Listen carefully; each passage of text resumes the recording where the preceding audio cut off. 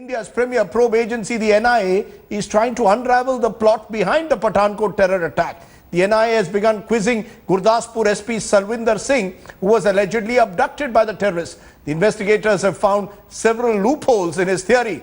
The investigators have even recreated his abduction after taking the top cop and his cook to the alleged abduction spot. India, meanwhile, preparing to hand over DNA and voice samples of the attackers to Pakistan to ascertain their identity. The probe revealing that the attacker used at least 2 Pakistani air bases to rehearse the Pathankot strike.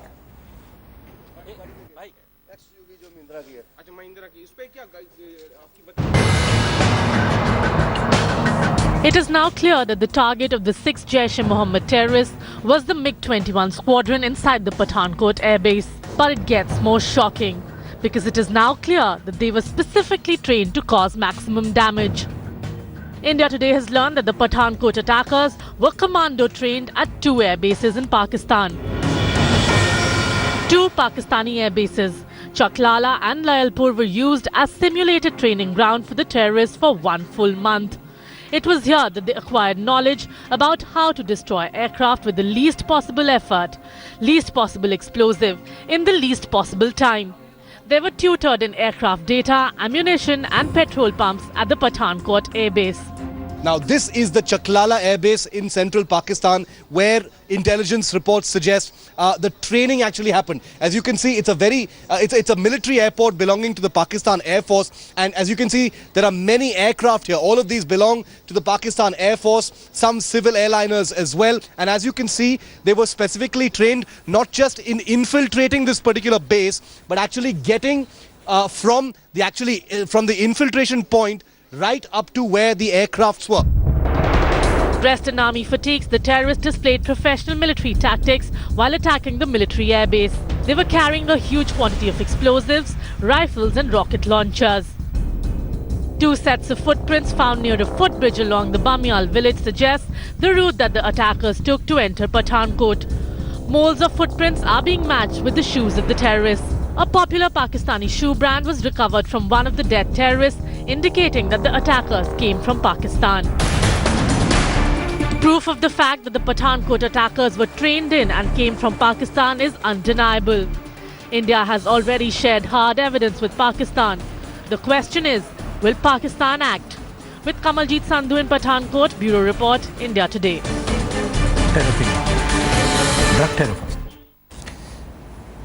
Now the big question is, has Punjab become the soft target? We've seen what's happened just now in Pathankot. Is Punjab the soft target for terrorists? And is there a drug terror nexus that is emerging, particularly on the border? The big question, has Punjab become a soft target for terror? Let's first go to Shiv Arur, who gives us a sense of this drug terror nexus that's operating on the Punjab border.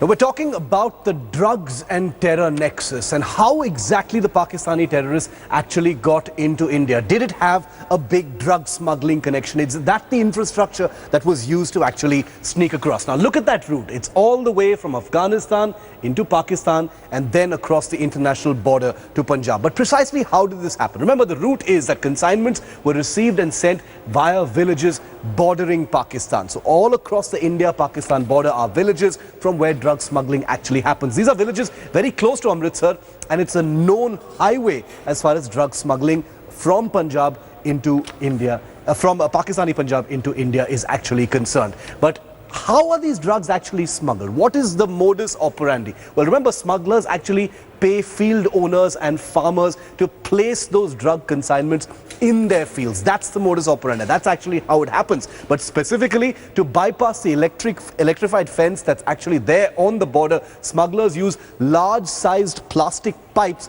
to actually push the drugs from beneath the barbed wire fences into the field. So you've got these huge consignments that are transferred through plastic pipes underneath the ground into fields across the border. Transported through tunnels underneath that barbed wire. So there's barbed wire, there are electric fences and there are walls, but these plastic pipes allow them to be actually put in. Well, here are the factors that actually favor the use of smugglers and the drug smuggling route to bring arms, armament and terrorists in. Easy availability of couriers. This is a flourishing business that happens across the border, so there are always people. Indian jails where you've got Indians and Pakistanis, staying side by side as inmates, has helped smugglers develop very strong networks. So once these people get out of jail, they're available for these particular networks. It's a very well-knit syndicate overseeing operations both in Punjab and across the border in Pakistan. Extremely well paid these people are. Non-availability of Pakka roads infrastructure along the international border has obviously made sure that it's not possible to monitor the situation at all times. No observation posts. This is something the Border Security Force also complains about. Smugglers in India use Pakistani SIM cards to actually evade technical surveillance. So they make the best use of what is both there and what is not there. So the drugs and terror nexus says, the probe says, did smugglers help terrorists to infiltrate the men and weapons? It's a well-known infrastructure, well-known route right there. So that really is the big question as far as how those terrorists got into India is concerned. That's right, the drug and terror nexus of Punjab, which leaves several questions for the Punjab government to really answer. India Today's Rahul Kanwal has spoken to Punjab Deputy Chief Minister Sukhbir Badal whether the ruling Akali BJP combine is turning into a terror strikes. Listen in to what Sukhbir had to say. The incident happened where the first SP of ours was kidnapped was at 3:30. He immediately informed the police control room, and police was there in about half an hour, 45 minutes. They were at the site and the combing operation started. We were able to within 2 hours recover the first vehicle which the terrorists had picked up. We were able to recover that body. We were able to cordon off that complete area, as well as by 7:30 we informed Government of India that this is what has happened, and Government of India better correct all the actions which are required. We had even given the telephones being used by the terrorists. There's no the police as well as the NIA is going through the complete details. So it is very early for us to jump to any verdict or decision. But from our point of view, Punjab Police, we were very quick in informing Government of India. In the operations, we had no role in the operations because our duty was the outer cordon. On the fence, on the border, is not the jurisdiction of Punjab Police. We cannot even come close to that area. So Punjab Police has no role, whether the drugs coming in from there or arms coming in there from or terrorists coming in from there. That area, there are a lot of rivers and rivulets which cross. Where they find loopholes from that, we need to tighten those loopholes. Secondly, the level of deployment, as I mentioned, is not the same as in Jammu Kashmir. We need to increase the level of differentiation. Is the Punjab government there simply passing the buck? Abhishek Manu Singhvi of the Congress, Member of Parliament, National Spokesperson, Naresh Gujral, Member of Parliament of the Shiromani Akali Dal from Punjab, Bharat Karnad, Strategic and Terror Affairs expert joining me, also Dr. Chandrasekhar, former DG Punjab Police with me. You know, the sense I'm getting, Naresh Gujral, there in that interview that Rahul did with Prakash Singh Badal is that he's trying to pass the buck. He's blaming the BSF for the drugs that are being smuggled in and possibly linked to terror. He is refusing to accept any responsibility at all for any delays or any intelligence failure, passing that on to the center if at all. It seems as if the Punjab government is saying the Punjab police is blameless in this entire operation. That the Punjab police has nothing to do with the drug terror nexus, that the Punjab police has nothing to do with the fact that the state seems to have become a soft target for terror.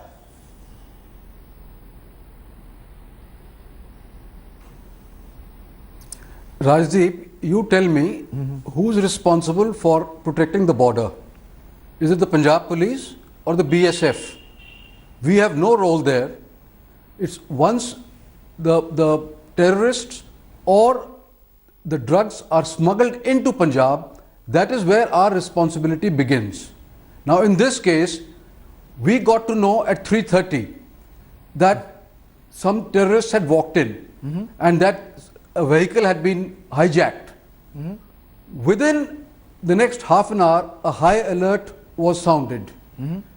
You should know that between 4 and 4:30, the jeweler, Mr. Verma, he was dumped in a village very close to the Air Force station, which is called Tajpur. That means that the terrorists had entered or were near the fence of the Air Force base by between 4 and 4:30. It barely took them half an hour. Our police acted bang on time. All the security agencies were alerted, and by 7 o'clock we had informed the army, we had informed the Air Force, and we had also informed the other intelligence So agencies. you are claiming, so how are we at fault? you are claiming that all the information that was there with the Punjab police was handed over to the center, because then the question will come, did the center take you seriously enough or not? That will be the second part of it, Mr. Gujral, that whether the center took the inputs that you gave seriously enough to mount the That kind is of not for me to operation that was answer. needed.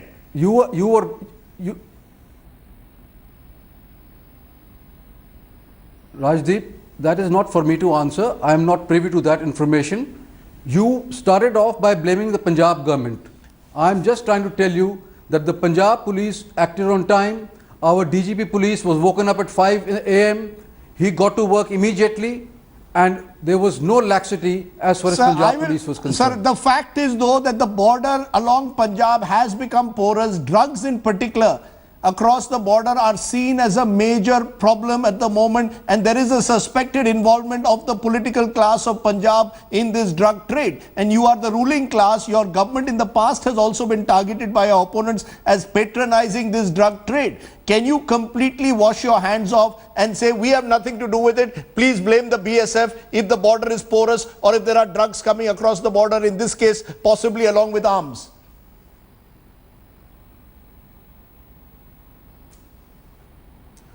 Rajdeep, we've been shouting from housetops for years now, not seal the borders.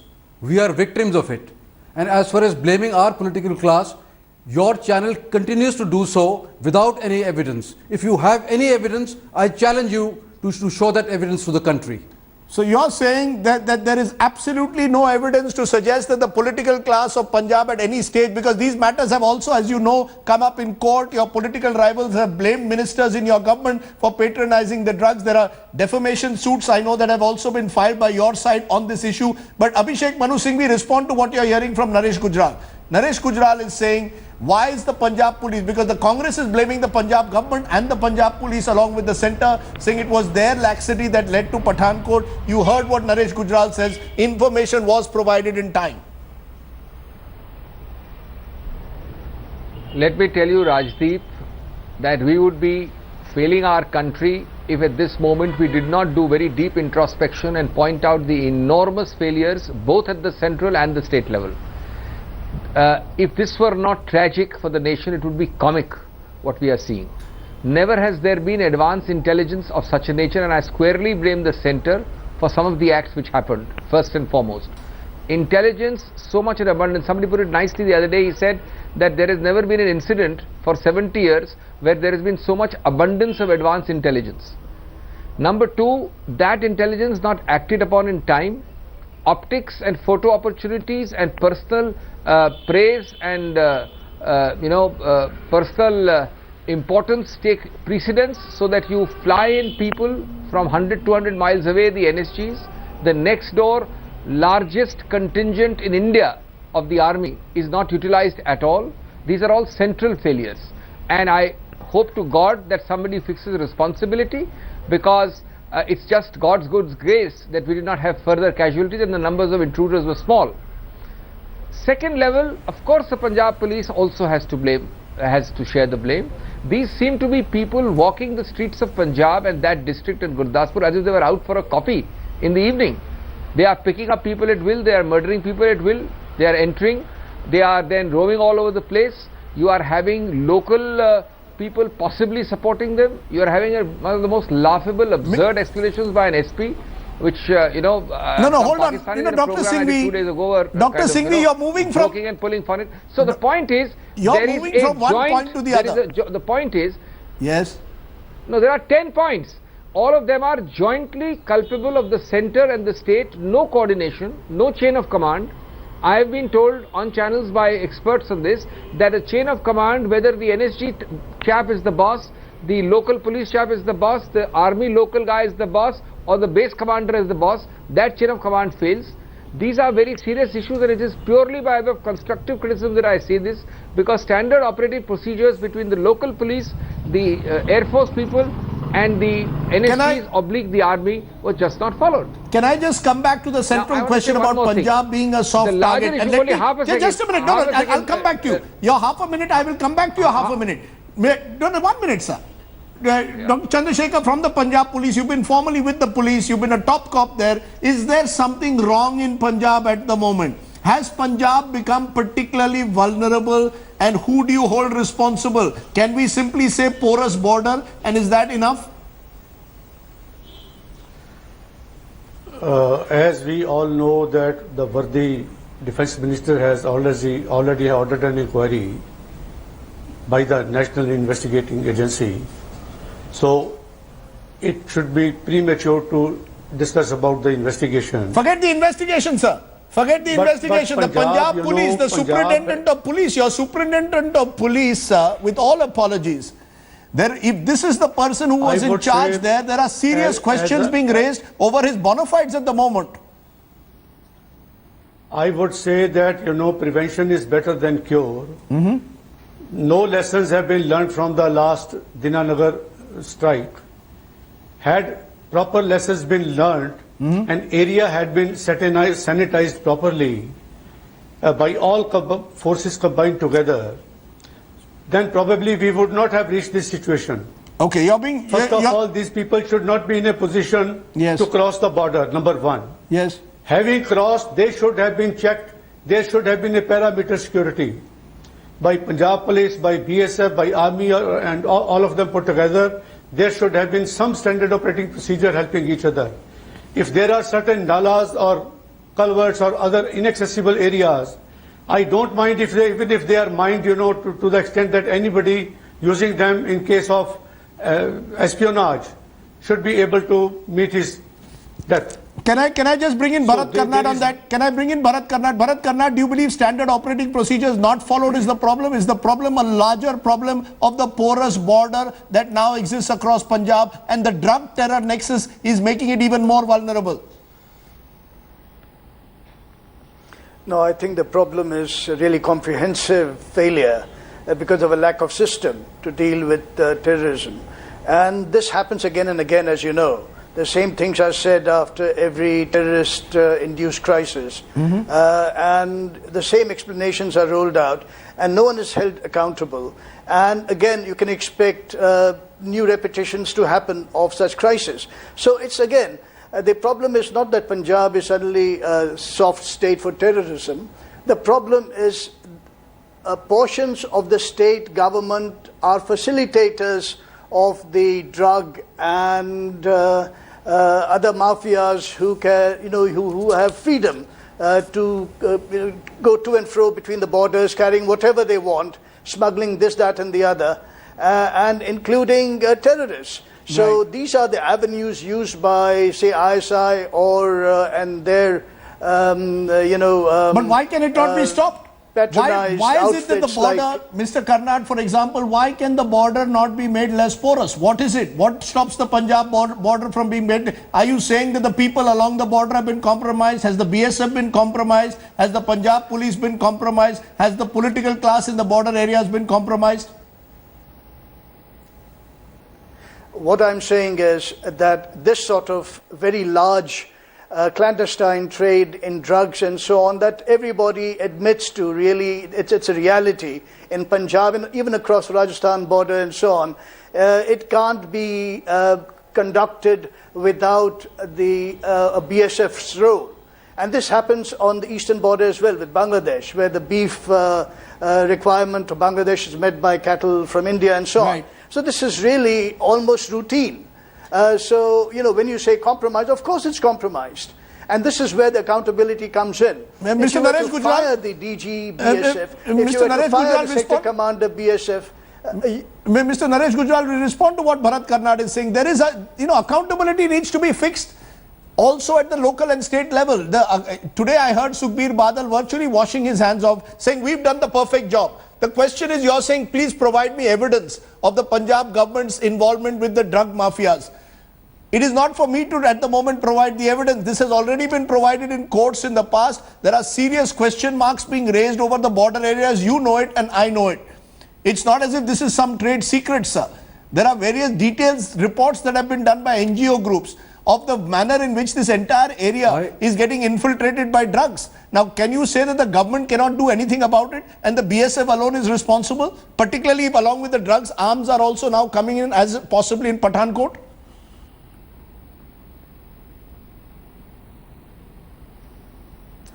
Well, what I can say is, as far as the border is concerned, BSF is responsible.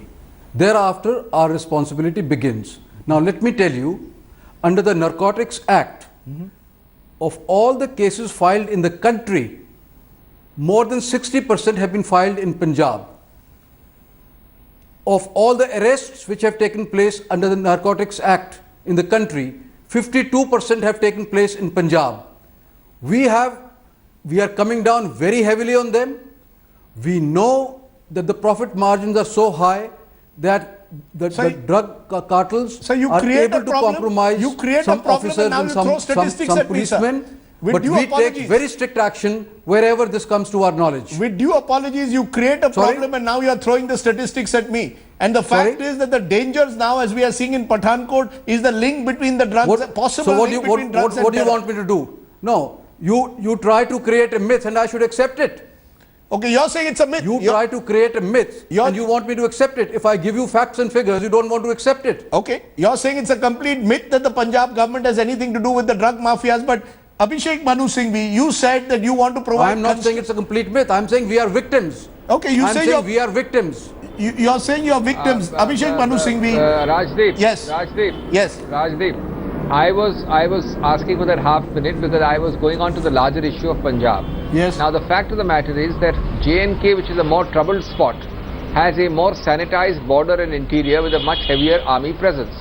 The number of areas where the Special Powers Act applies in comparison to Jammu and Kashmir, it doesn't exist in Punjab. Naturally, therefore, when you have this huge, enormous profit-making machine of drugs, and it's not a question of, you see, it's just the sheer volumes and numbers and figures are so staggering that anybody with much lesser knowledge of Punjab than the local population there or the rulers there knows that this has become a much more lucrative border than the more sanitized and strict border of J&K. And therefore, it is happening in Punjab. There is absolutely no doubt it is compromising the local. I am not saying only the police and the population. I come from Rajasthan, even Ganganagar district has it in a small measure.